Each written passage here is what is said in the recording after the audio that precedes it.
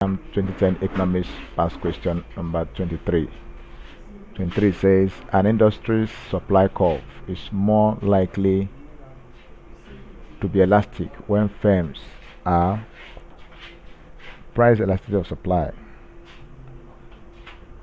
Price elasticity of supply is more likely is price elasticity of supply measures the relationship between change in quantity. Measures the relationship between change in quantity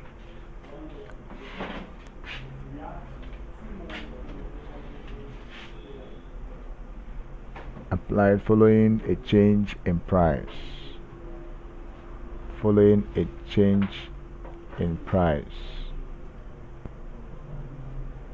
So, if supply is elastic, which is when we say elastic, we say it's greater than 1, then producers can increase output without a rise in costs or a time delay.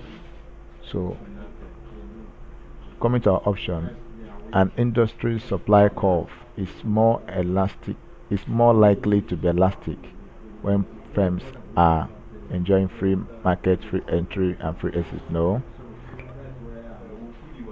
Operating below capacity. No. Maximizing, option D says maximizing profits. No. Option C says operating at full capacity, because we said measure the relationship between change in quantity as applied to following a change in price.